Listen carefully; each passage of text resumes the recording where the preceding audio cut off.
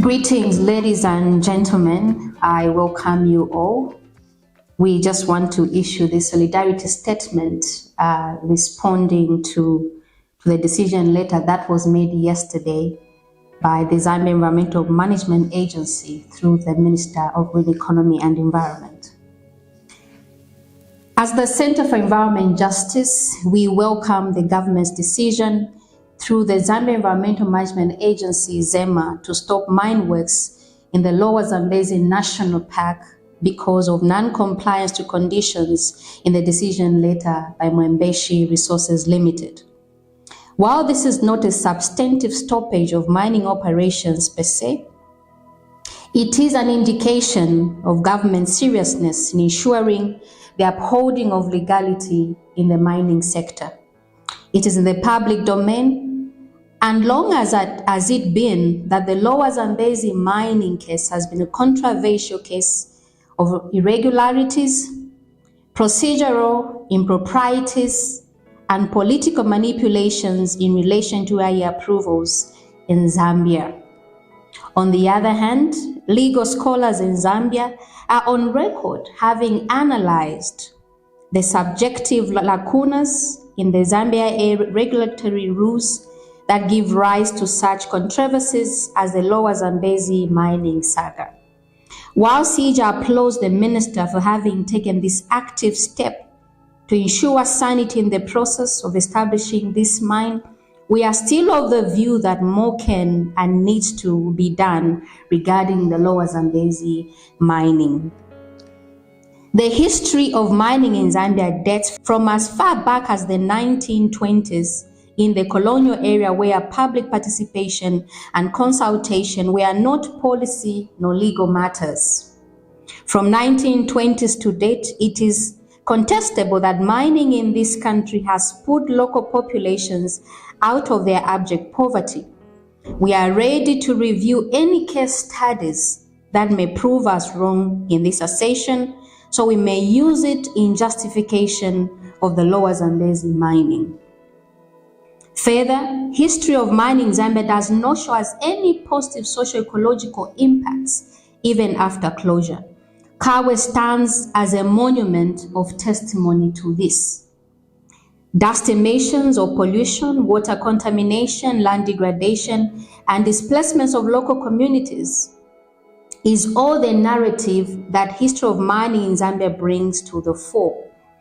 That is the most notable heritage that mining in Zambia leaves behind, especially for our local communities under whose land the minerals are extracted.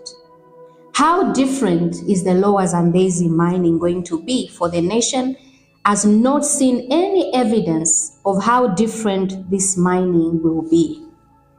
If mines established in what we would non-ecologically sensitive areas still grapple with environmental and social performance, what more do we expect from a mine poised to operate alongside wildlife and the rich biodiversity in the Lower Zambezi National Park? There is no evidence whatsoever that lions, elephants, kudus, impalas, and all kinds of wildlife in the national park can live in harmony with mine earth-moving equipment. There is no such a thing. But they will comfortably adjust to the noise of industrial caterpillars and front loaders ferrying mineral ore out of the national park. One thing is certain for sure, that wildlife will be forced to migrate to other environments where animals may be exposed to dangers that may see them extinct quicker than usual.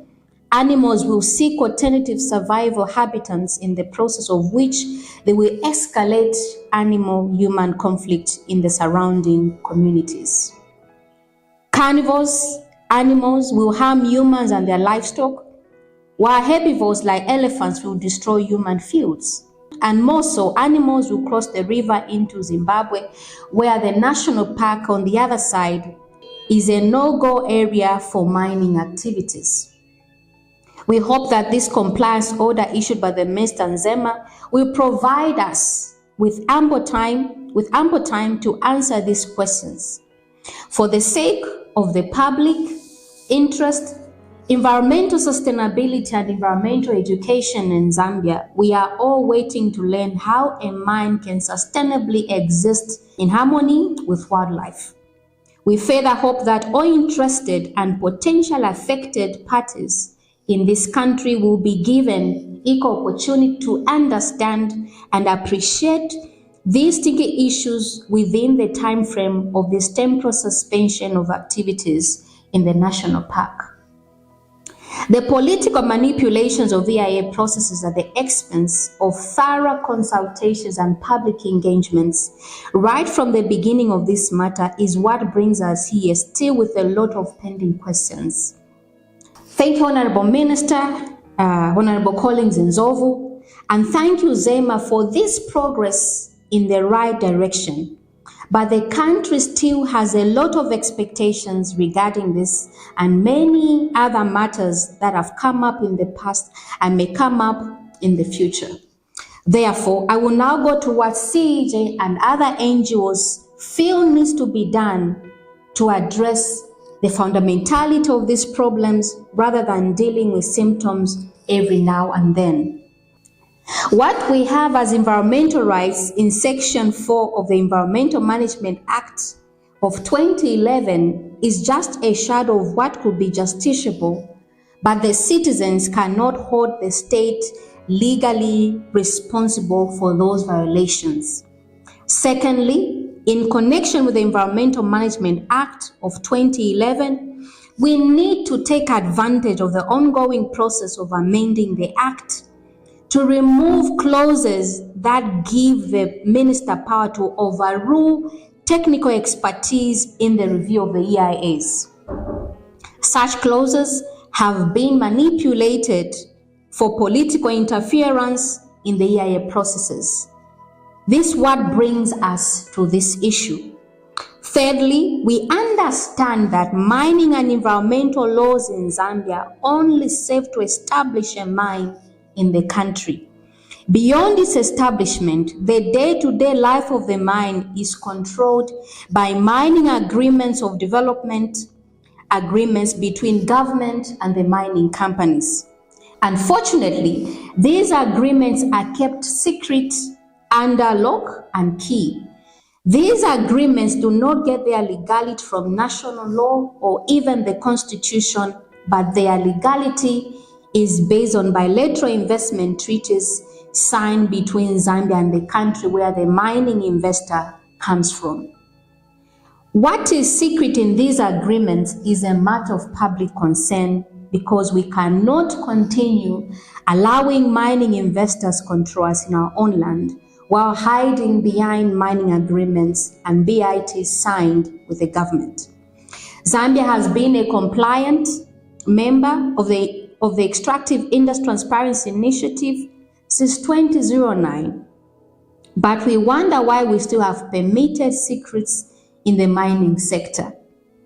This is 21st century and not the colonial 1920s. Honorable Minister, your government has a lot of work in this regard.